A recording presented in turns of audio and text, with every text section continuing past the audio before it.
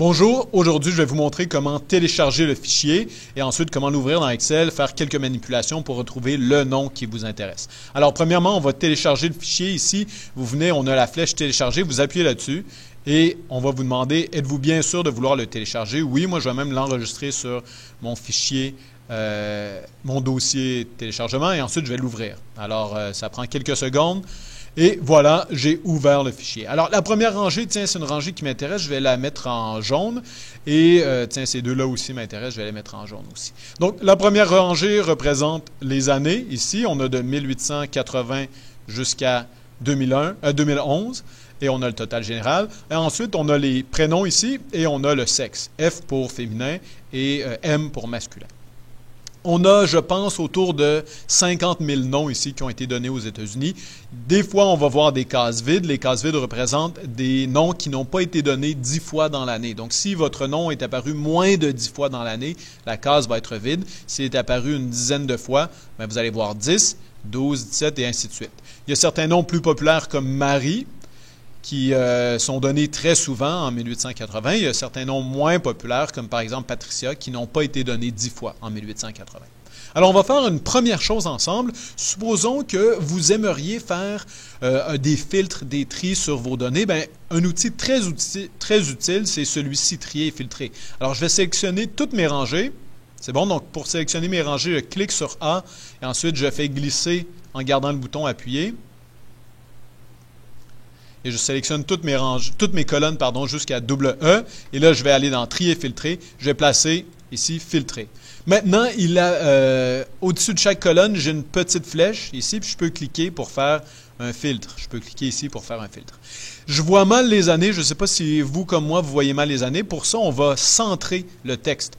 Donc, le texte, il n'est pas nécessairement centré. Je vais le centrer en utilisant la touche ici, Centrer.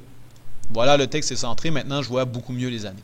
Une autre chose que je veux faire aussi, c'est que j'aimerais que quand je vais me promener dans ma feuille, comme ici, là, je descends ou je monte, quand je vais me promener dans la feuille, j'aimerais toujours pouvoir voir les années. Alors, je vais cliquer dans la case ici et ça, avec l'affichage ici, je vais pouvoir geler la sélection. Alors, dans l'affichage, je viens d'en figer les volets et je choisis figer les volets à partir de la case qui a été sélectionnée. Donc, cette case-ci a été sélectionnée, figer les volets à partir de cette case-là. Et maintenant, quand je descends, je vois toujours l'année. Si je me dirige vers la droite, je vois toujours l'année aussi. Donc, je vous encourage à faire la même chose sur votre fichier Excel. Prochaine étape, moi, ce que j'aimerais, ce serait classer, non pas, parce que là, les noms, c'est les noms les plus populaires qui sont ici en haut. J'aimerais ça classer, non pas par noms les plus populaires, mais d'abord classer par ordre alphabétique. Donc, je vais classer par ordre alphabétique ici. Alors, je vais trier de A à Z. Et maintenant, tous mes noms sont triés de A à Z. Un des problèmes que j'ai, par exemple, maintenant, c'est que j'ai les noms masculins et féminins qui sont mélangés. C'est bon? Donc, pour ne pas avoir les noms masculins et féminins mélangés, je peux, encore une fois, trier de A à Z, mais je vais avoir d'abord les noms féminins, ensuite les noms masculins qui vont se présenter. Donc ça ici, ça me permet de rechercher les noms plus facilement. Je sais que ça commence avec A et ça continue. Évidemment, il y a certains noms qui étaient moins populaires en 1880, comme par exemple Adali. Ce nom-ci, la case est vide parce qu'il y a eu moins de 10 personnes qui ont reçu ce nom-là en 1880. Merveilleux. Supposons que ce n'est pas suffisant. Supposons que je suis à la recherche d'un nom précis. Je sais déjà lequel des noms je suis à la recherche. Bien, on va faire deux choses. Premièrement, je dois savoir est-ce que c'est un nom d'homme ou un nom de femme. Faites attention. Sam, par exemple, il y a et des hommes et des femmes qui s'appellent comme ça. Donc, on peut choisir, si je veux un nom d'homme ou un nom de femme, on peut choisir ici de sélectionner dans le tri, non pas sélectionner tout, mais avoir seulement une partie des gens. Par exemple, si je suis à la recherche des Sam, pas féminins, pardon, des Sam masculins aux États-Unis. Alors, je clique sur M. OK, et maintenant, c'est seulement les noms d'hommes qui vont apparaître. Je pourrais descendre comme ça, mais je vous avoue, il y en a à peu près 20 000 noms. Alors, ça devient un peu long. Pour rechercher à l'intérieur d'un document, mais vous pouvez soit rechercher dans tout le document ou vous allez dans Accueil, ici, et il y a Rechercher et sélectionner. Alors moi, au lieu de rechercher dans tout le document, je sais que mes noms se trouvent dans la rangée B. Alors, je sélectionne la rangée B, pardon, la colonne B, en cliquant sur B, ici, et là, je vais rechercher. Qu'est-ce que je recherche? Je recherche Sam. Ah oui, vous voyez, ça c'est normal ici. Quand je tape des choses, ça va apparaître ici en bas parce que des fois, quand j'appuie sur CTRL, quand j'appuie sur Delete, je veux que vous puissiez voir ce que je suis en train de taper. Donc, j'appuie sur Sam et je clique sur Suivant. Alors ici, il y a Bassam. Ensuite, il y aura ici Essam. Il y a plusieurs noms comme ça. Oussam avec 2 S. Alors, j'ai besoin d'options. C'est bon? Moi, je veux respecter la case. Donc, je veux que le S majuscule soit pris en considération. Parfait, c'est exactement ça que je voulais. Sam, exactement comme ça. Je peux aussi cliquer dans la totalité du contenu. Si par exemple, je n'avais pas voulu repérer Samuel ou Samy, mais seulement Sam, ben à ce moment-là, j'aurais pu cliquer sur totalité du contenu. Alors, il y en a un seul, Sam, et je vais fermer ça. Voici la rangée 43 968. Elle contient l'information pour Sam. Donc, en 1880, il y avait 457 Sam et ainsi de suite, comme ça, au fur et à mesure que les années passent. En 2011, il y a fait 541 Sam. Donc, n'oubliez pas, votre mandat, c'est de faire un graphique à l'aide de ces noms-là. Et pour faire un graphique, vous allez devoir extraire la rangée. Donc, pour extraire la rangée, vous cliquez sur la rangée, puis ensuite, vous cliquez sur CTRL-C pour copier, ou vous pouvez cliquer à droite pour copier. Donc, les deux fonctionnent. CTRL-C, ça fonctionne aussi. C'est bon?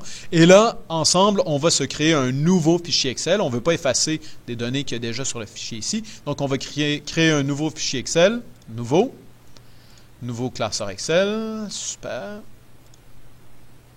Et là, je vais recoller l'information. C'est bon? Donc, masculin, Sam et chacune des données. Une chose importante ici, c'est qu'on n'a pas les années maintenant. Donc, pour avoir toute l'information, je vais retourner dans mon classeur.